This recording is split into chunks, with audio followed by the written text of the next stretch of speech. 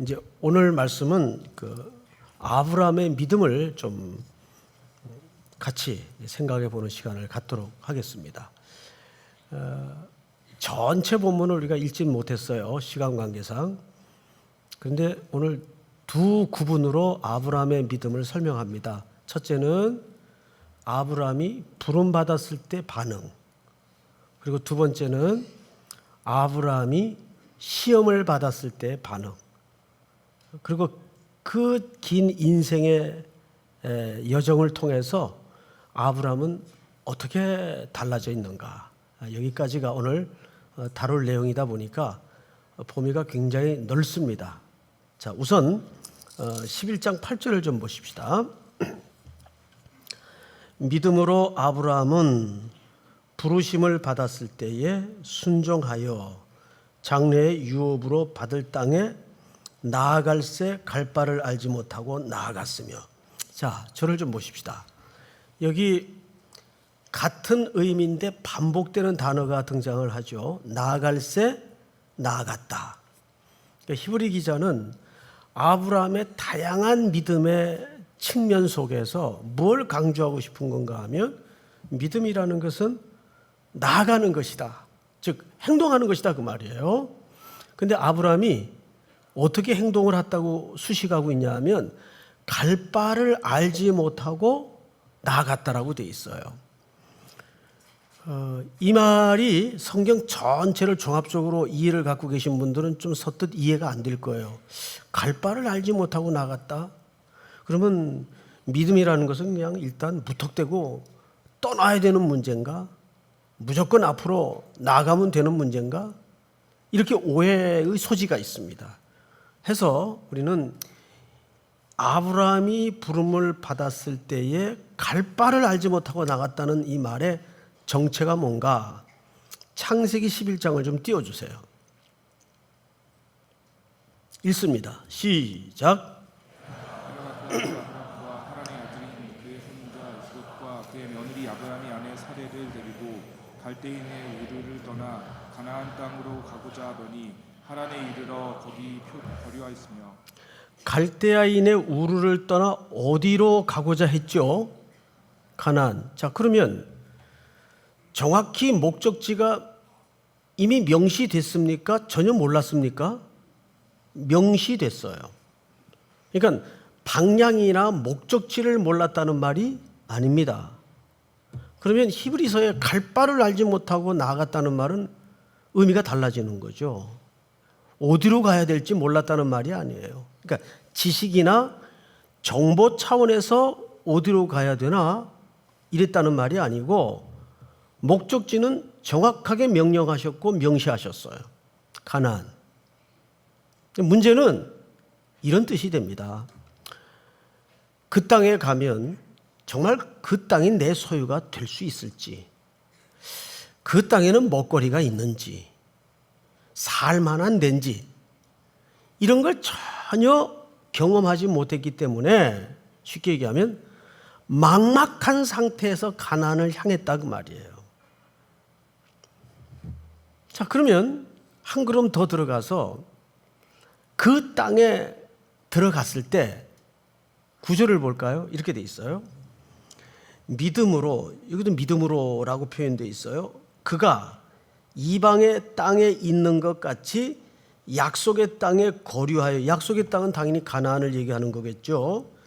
약속의 땅에 뭐 하였다고 되어 있죠? 거류하여. 동일한 약속을 유업으로 함께 받은 이삭 및 야곱과 더불어 장막에 어떻게 됐다고요? 거하였으며. 자, 또 앞을 보십시다. 8절에서는 반복되었던 단어가 나갈새, 나갔다고 되어 있어요. 갈 바를 알지 못하고. 근데 9절에서는 뭐가 반복되죠? 거류하였다, 거주하였다. 그럼 여기서 거류하였다, 거주하였다라는 말은 무슨 의미가 될까요? 그냥 막연하게 그러니까 스테이했다, 그 말이 아닙니다. 할 수 없이 아브라함 인생에 경험되었던 예정 하나를 들 수밖에 없는데, 아브라함은 핑계거리만 생기면 가나안을 벗어나려고 애를 썼어요. 끊임없이 방황했고 정착하지 못했고 돌아다녔어요. 왜 그랬는가 하면 예를 하나 들게요. 아브라함이 가나안 땅에 들어가자마자 제일 먼저 부딪혔던 문제가 뭐냐면 기근이 왔어요. 아주 심한 기근이 왔어요. 그때 아브라함의 행동이 어땠습니까? 반응이 어땠습니까? 주저없이 전혀 고민 없이 애굽 땅으로 내려갑니다. 기근을 피해서. 근데 내려가다가 무슨 일을 하냐 하면 아브라함의 아내가 그때 이름이 사레였는데 한미모했던 것 같아요. 그게 걱정이 되었던 모양이죠. 야, 이거 만약에 와이프라 그러면 내가 이방 땅에 들어가서 혹 내게 어떤 위험이 올 줄도 모를 텐데, 그러니까 아내 생각을 한 겁니까? 지 생각을 한 겁니까? 예, 저는 지라고 물어봐도 여러분들은 자기라고 대답을 해야 돼요. 자기 생각만 한 거죠.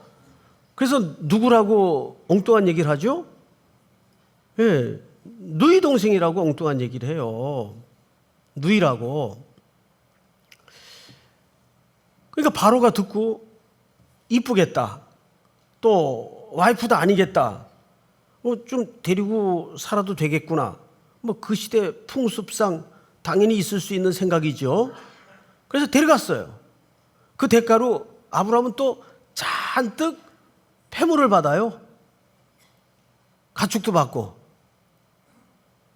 이때 누가 그 사건의 개입에 들어오시냐면 하나님입니다. 하나님이 그 바로의 행위를 보고 바로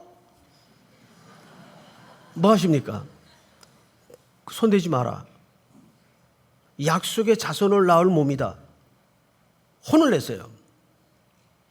그러면 그게 이해가 돼요, 여러분? 지금 혼날 사람은 바로입니까? 아브라함입니까? 아브라함이죠. 혼내도 보통 혼날 일이 아니죠. 그런데 아브라함은 손도 안 대요. 그리고 바로를 혼을 냅니다. 바로가 기겁을 해가지고 얼른 돌려보내요. 이게 바로는 사실 당한 입장이에요. 속았잖아요, 아브라함에게. 근데 왜 바로를 혼을 냅니까? 이런 거죠.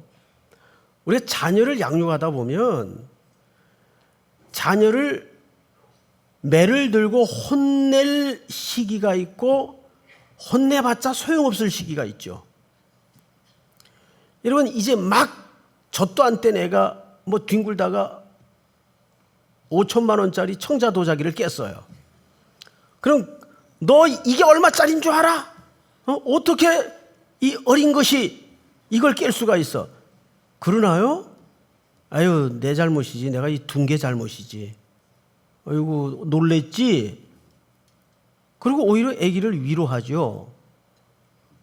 그런 거예요. 지금 아브라함은 가나안 땅에 들어와서 아기로 말하면 눈도 안 떠진 상태입니다. 그런데 이 사건을 통해서 확실하게 하나 들어온 게 있어요. 눈금이 하나 생겼어요. 이 갈대아 우르에서 나를 불러냈던 그 신이라는 분이 일단 지금 최대의 제국인 누구보다 세다. 바로보다 센 분 같다. 이 눈금 하나가 탁 전체 인식 속에 그어졌어요.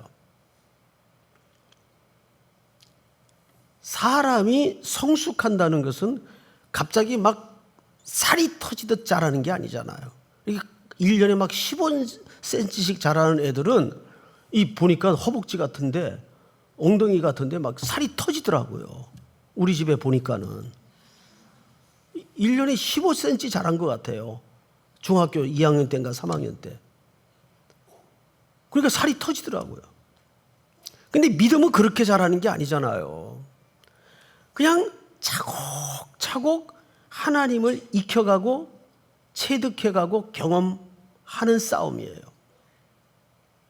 그 다음에 하나님께서 아브라함을 어떻게 인도하시는가 하면 그렇게 틈만 나면 내빼고 도망가고 애굽으로 내려가려는 아브라함을 이 가나안 약속의 땅에다 어떻게 하셨다는 거죠?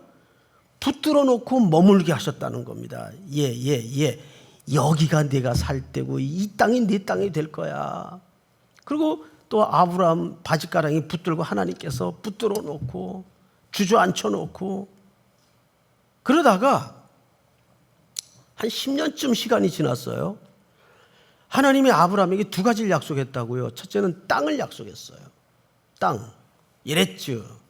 두 번째는 자손을 약속했어요. 네 몸에서 날 실어야 네 자손이 될 것이다. 그리고 그 자손을 통해서 이 땅에 열국이 일어날 것이다. 그러니까 땅과 자손, 뭐의 기초입니까? 나라의 기초예요. 그러니까 아브라함을 통해서 하나님의 나라를 약속한 겁니다. 상징적으로. 근데 10년이 지나도 씨는 그냥 아무것도 없어요. 그리고 창세기 17장에 보면 띄워주세요. 이런 기록이 있습니다. 하나님이 또 아브라함에게 이르시되 네 아내 사레는, 이 사레라는 말은 공주란 뜻입니다. 공주. 사레는 이름을 사레라 하지 말고 뭐라 하라? 사라. 이 접시라는 말이 아니고, 일본말로 사라가 접시이죠.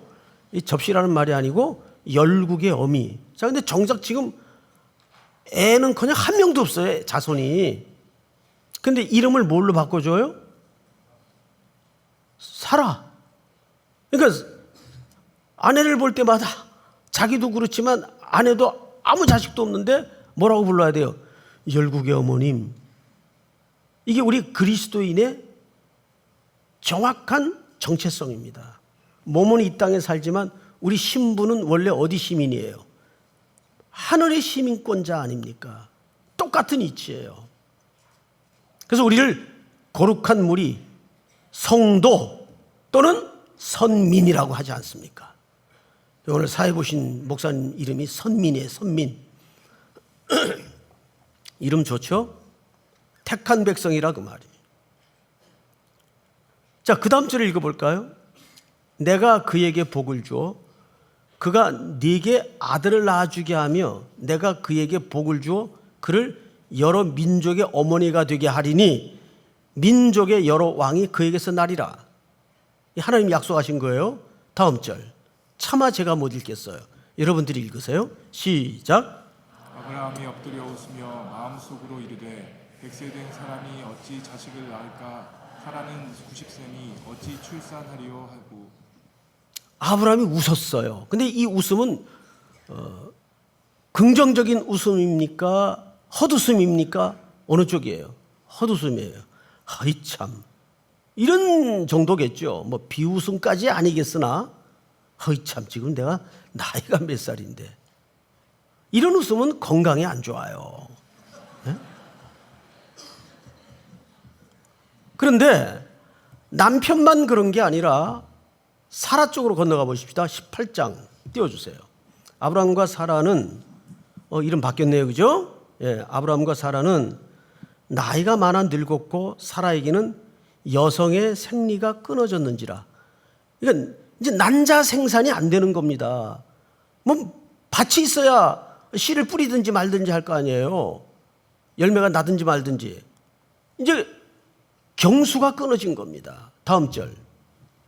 시작. 사라가 속으로 웃고 이르되 내가 노쇠하였고 내 주인도 늙었으니 내게 무슨 즐거움이 있으리요. 이제 이게 사실 객관적인 생각이죠. 13절. 여호와께서 아브라함에게 이르시되 사라가 왜 웃으며 이르기를 내가 늙었거늘 어떻게 아들을 낳으리요 하느냐. 하나님이 물어요. 14절 시작. 여호와께 능하지 못한 일이 있겠느냐. 기한이 이를 때에 내가 내게로 돌아오니 사라에게 아들이 있으리라. 15절 제가 읽습니다. 사라가 두려워서 부인하여 이르되. 이제 거짓말까지 해요. 내가 웃지 않았습니다. 웃었어요 안 웃었어요? 웃었죠. 근데 웃지 않았습니다. 이르시되 아니라 내가 웃었느니라. 이 웃음도 긍정적인 웃음이에요? 헛웃음이에요? 헛웃음 내지는 비웃음이란 말이에요. 이 결과는 어떻게 됐죠? 그 이듬해 하나님께서 죽은 몸 같은 이들에게 꽃을 피워주십니다. 이삭이 태어나요. 그 이삭의 이름이 무슨 뜻인지 아시죠? 웃게 하시다, 즐겁다, 그런 뜻이에요. 그러니까 하나님은 모든 불신의 인생들의 비웃음을 진정한 즐거움과 희락과 웃음으로 바꾸어 주시는 하나님이십니다. 자, 이 과정을 통해서 히브리 기자는 뭐라고 얘기를 하냐 하면 그래서 이해가 안 된다는 거예요. 자, 다시 11절을 보시면 믿음으로 사라 자신도, 우리가 창세기라는 원본을 살펴본 바로는 아브라함이고 사라구 간에 믿음의 행위가 있었어요, 없었어요? 없었어요. 그럼 여기서 도대체 이 히브리 기자는 이 지나치게 좀 미화시킨 게 아닐까? 미화시켰죠. 그래서 우리는 성경을 구약의 원본과 신약의 평가를 종합해서 이 본문적 갈등을 정확하게 추출해내야 됩니다. 도대체 그러면 히브리 기자가 말하는 믿음의 정체는 뭘 얘기하는 걸까? 따라서 하십시다. 믿음이란 하나님의 긴 기다림과 인생을 향하신 설득의 열매이다. 그러니까 여기서 말하는 믿음이라는 것은 내가 믿습니다, 내 쪽에 주어가 있질 않아요. 또 어떤 인간적인 자기 확신, 컨빅션, 이걸 얘기하는 게 아닙니다. 우리에게 믿음이라는 것은 하나님의 신실하심과 사랑하심과 성실을 통해서, 이걸 보통 뭐라 그러죠? 그분의 미쁘심이라 그래요. 이걸 통해서 우리를 끊임없이 기다려 주시고 설득하시는 작업을 우리는 믿음이라는 선물로 받는 겁니다. 이제 제가 믿습니다 하는 것은 사실상 누가 만들어 놓은 믿음이에요? 예, 하나님이 설득하신 열매예요. 그러니까 우리는 내 형편과 내 수준을 근거로 좌절하거나 포기하는 것은 죄입니다. 그리할지라도 하나님은 음부에 내가 자리를 펼지라도 끝까지 나를 추적하시고 인내하셔서 하나님의 설득당하도록 만드시는 전능하신, 나를 향하여 집념과 사랑을 가지신 하나님이라 그 뜻이에요. 그걸 우리는 수사적인 표현으로 뭐라고 얘기한다고요? 믿음으로 아브라함은, 믿음으로 사라는, 믿음으로 이삭은. 근데 이면을 들여다보면 그 믿음이라는 게 하나님의 기다림이었고 하나님의 설득하심이었다고요. 믿습니까? 이렇게 해서 이 아들이 태어납니다. 이제 아브라함 인생에 큰 변곡점이 다가왔습니다. 아브라함이 나이가 들어 저 인생 끝머리쯤 서 있을 때 청천벽력 같은 시험으로 하나님이 개입해 들어오세요. 어느 날 계시를 통해서 아들을 바쳐라, 아들을 바쳐라. 여기에 우리는 너무 유명한 얘기이기 때문에 익숙히 잘 알고 있는 내용들이지만 다시 한번 복기를 해보십시다. 그때 첫 번째, 아브라함이 아내와 의논하지 않았어요. 여러분 생각해 보세요. 이미 선명하게 내려진 하나님의 목적과 하나님의 명령에 대해서는 육신의 혈육과 의논할 필요가 있어요, 없어요? 의논할 필요 없어요. 그것은 아브라함이 아내를 무시했거나 여성을 가볍게 생각해서 한 행동이 아닙니다. 성경에는 아내랑 의논하지 않아요. 바로 다음날 아침에 일찍이 일어나 길을 떠납니다. 왜 그랬을까요? 이미 선명하게 주어진 하나님의 명령에 대해서는 혈육과 의논하지 않는 거예요. 아침에 일찍 일어나 종들을 데리고 길을 떠납니다. 근데 이 길이 며칠 길이죠? 3일 길이에요. 아니 하루 길쯤에는 산이 없었나? 이틀 길쯤에는 드릴 제단이 없었나? 장소에 매이지 않는 하나님이라면 아무데나 드려도 될 텐데 3일 길쯤에 어느 한 산을 지명하셨습니다. 거기가 모리아 땅입니다. 모리아 산이라고도 불리우죠. 종들을 데리고 아들을 제단의 제물로 드리기 위해서 아버지와 아들이 죽음 같은 길을 지금 걷고 있어요. 3일 동안을. 그 3일의 여행은 어떤 여행이었을 것 같습니까? 별의별 생각이 다 치고 들어왔을 거예요. 아니야, 꼭 지금 해야 되는 건 아니잖아. 조금 더 한 번 더 생각해 볼까? 아침에 일찍 눈을 뜬 아내는 어떤 표정일까? 그리고 또 힐끗 아들을 쳐다보면서 이 하나님 나한테 왜 이러실까? 이거 어떻게 얻은 아들인데? 죽은 몸 같은 데서 얻은 아들일 텐데 별의별 생각이 가능하지 않겠어요? 그리고 이틀이 다 저물어가고 바로 D-Day 3일째 밝아오던 아침에 아니야, 내가 미쳤지, 지금 무슨 짓을 하는 거야? 돌아가서 다음에 한번 다시 생각을 해보자. 별별 예측과 추측이 가능합니다. 그런데 아브라함은 어떡하죠?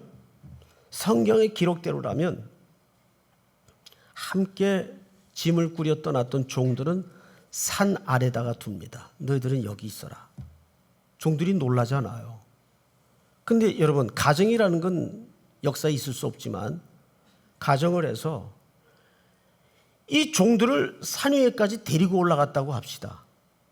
어떤 일이 벌어졌을 법합니까? 아이고 주인 영감님, 왜 이러십니까? 이거 아이고 치매가 오셨나? 이거 왜 이러나? 안 됩니다. 이 아들이 어떤 아들인데 한 집에 다 죽어가는 자들이니까 보고 겪었을 거 아니에요. 미리 차단시켜요. 너희들 여기 있어라. 그리고 남긴 말이 있습니다. 우리 표준 세번역으로 창세기 22장 5절을 한번 볼까요? 띄워주세요. 다 같이 읽습니다. 시작. 그는 자기 종들에게 말하였다. 내가 이 아이의 저리로 가서 예배를 드리고 너희에게로 함께 돌아올 터이니 그동안 너희는 나귀와 함께 여기에서 기다리고 있거라. 내가 이 아이와 저리로 가서 예배를 드리고 너희에게로 돌아올 터인입니까? 함께 돌아올 터인입니까? 예, 정확하게 번역을 했어요. 함께 돌아올 것이다. 우리말 개역개정에도 보면 조금 모호하긴 한데 우리가 돌아올 것이다. NIV 성경을 보면 주어가 정확하게 우리입니다. 그 우리는 아버지와 아들을 얘기하는 거예요. 그럼 이게 모순된 문장 아니에요? 지금 산 위에 올라가면 이 아들은 어떻게 해야 돼요? 죽여 받쳐지고 정석대로라면 자기 혼자 내려와야 돼요. 그런데 오늘 아브라함은 함께 돌아올 터이니 뭘 얘기하는 걸까요? 여러분, 죽은 몸 같은 데서 이 생명의 꽃을 피워주신 전능하신 하나님이라면 서로 죽여 드릴지라도 하나님께서는 이 아들을 살릴 수 있을 것이다. 여기에서 무슨 신앙이 꽃피우죠? 부활 신앙이 꽃피우는 거예요. 우리가 함께 돌아올 것이다. 그 제단 위에서 성경을 가만히 보시면 이삭이 결박 땅에 있어요. 여러분, 아이라고 표현하는 것은 히브리 말에 테크나라고 되어 있는데 그게 원래 청년이란 뜻입니다. 그 번역이 맞아요. 아버지에게는 아이지. 그 테크나라는 말은 시편 119편에 나오는 청년이 무엇으로 그 행실을 깨끗게 하려 할 때 그 청년이란 단어예요. 이미 가파른 산길을 번제에 쓸 나무를 지고 오를 정도로 청년으로 자란 이삭이에요. 콜릭이 무슨 초등학생이 아니란 말이에요. 근데 어떻게 그 아들이 제단에 결박되어지는 모습이 가능했을까요? 어떻게? 여기에는 정확하게 이삭의 순종이 없이는 불가능해요. 물리적으로 아브라함은 지금 나이가 많아요. 어쨌든 100세가 훨씬 넘었어요. 이삭은 나무찜을 쥐고 가파른 산을 오를 정도로 청년이에요. 아들의 함께하는 순종이 없었다면 이 제사는 가능했을까요? 그리고 그 이삭은 사실 죽었었어요. 어떻게? 성경을 자세히 보시면 칼을 빼어듭니다. 아브라함이 이미 아브라함의 마음에는 이 아들을 바친 겁니다. 예? 그때 하나님께서 다급히 아브라함을 불러 멈추게 하죠. 아브라함아, 아브라함아, 이제야 네가 나를 경외하는 줄을 알겠다. 이 경외함의 자리에 오르기까지 어느 날 턱 왔나요? 아니에요. 눈금 하나를 하나님께서 아브라함의 인생 속에 동행하시어 그어놓으시고 만들어 가신 사랑의 추적이 있었기에 오늘 창세기 22장에 아브라함의 모습이 가능했던 겁니다. 그러면 이 경외함, 이 아브라함의 믿음이라고 불러지는 이 히브리서의 믿음은 결국 누가 생성한 믿음입니까? 하나님이 하신 믿음이에요. 그래서 에베소 2장 8, 9절에서는 믿음은 하나님의 선물이라고 말하는 겁니다. 믿습니까? 무엇이 여러분들을 스스로 좌절시키고 공고하게 만들고 주저앉게 만듭니까? 나를 기초로 믿음이 세워지면 그런 일들이 반복될 수밖에 없어요. 그렇지만 그분의 약속과 그분의 믿부심 위에, 그분의 성품에, 그분을 알아가는 기초 위에 내 신앙을 새롭게 놓기 시작한다면 거기에서 우리는 다시 한번 어느 것도 흔들 수 없는 용기와 믿음으로 자리매김할 수 있는 거예요. 믿습니까? 오늘도 이 믿음이 우리 모든 3일의 청년들, 우리 성도들 남은 순례길에 견고한 성이 될 수 있기를, 기초가 될 수 있기를 주님의 이름으로 축복합니다. 우리 다 일어나십시다. 예수 인도하셨네. 이 가사를 보시면 내 인생 여정 끝내어 강 건너 언덕 이를 때 하늘문 향해 말하리 예수 인도하셨네. 이 가시밭길 인생을 허덕이면서 갈 때에 시험과 환난 많으나 예수 인도하셨네. 아주 오래된 찬송이긴 하지만 그 의미가 오늘의 말씀과 너무 유사합니다. 우리 가사를 생각하면서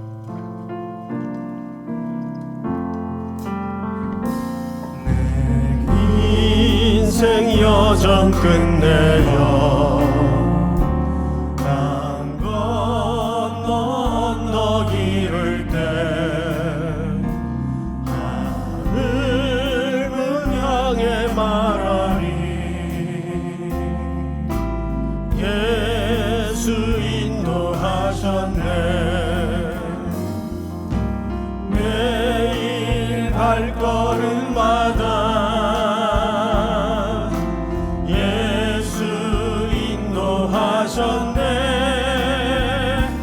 나의 무거운 죄짐을 모두 벗고 하는 말 예수 인도하셨네. 이 가시밭길 인생을 허덕이면서 갈 때에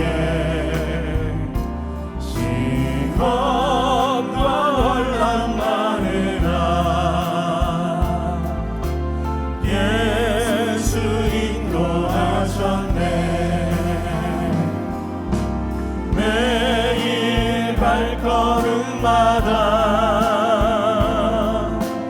예수 인도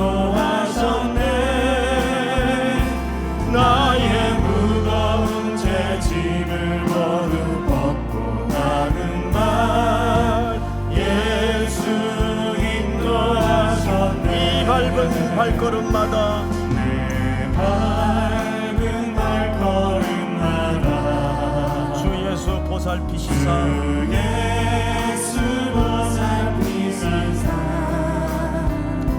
승리에게 가부르며 주를 찬송하리라. 매일 발걸음마다 예수 인도하셨네. 나의 무거운 죄짐을 모두 벗고 가는 날 예수 인도하셨네. 우리 한번 조용히 머리 숙여 기도합시다. 고요히 눈을 감고 오늘 주신 말씀을 꼼꼼히 기억합시다. 이제 2017년도도 한 보름 정도밖에는 남지 않았네요. 지난 한 해를 돌아보면 참 경랑의 한 해였습니다. 국가적으로도 그랬고 또 개인적으로도 그랬습니다. 그러나 이 한 해 끝에 이렇게 머물러 서서 지난 시간들을 돌아보면 방금 올려드렸던 찬송의 고백처럼 그분이 인도하셨습니다. 승리의 계가를 부르게 하셨고 우리의 입술에 그분을 노래케 하셨습니다. 오늘도 공고한 걸음으로 이곳을 찾았지만 여전히 우리를 아들이라 딸이라 불러주셨습니다. 이제 다가오는 2018년 새해를 기억하면서 새날을 그 미쁘신 신실하신 하나님께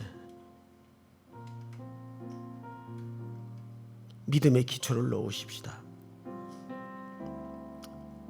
너무 내 안에 과도히 애씀이 많았고 불안하였고 흔들거렸습니다.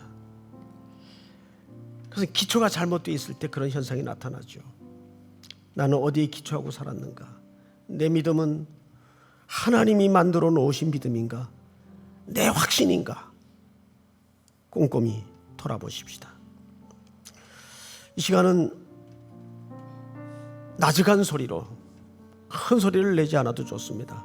나직한 소리로 한 해를 반추하면서 새해를 기약하면서 그리고 남은 한 주간의 특세 새벽을 깨워 또 이 한 해를 주 안에서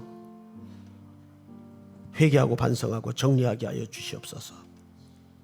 우리 한번 서신 채로 나직이 기도하십시다. 주님, 은혜를 감사합니다. 우리의 길고 멀고 험한 인생길에 언제나 우리와 동행해 주셨고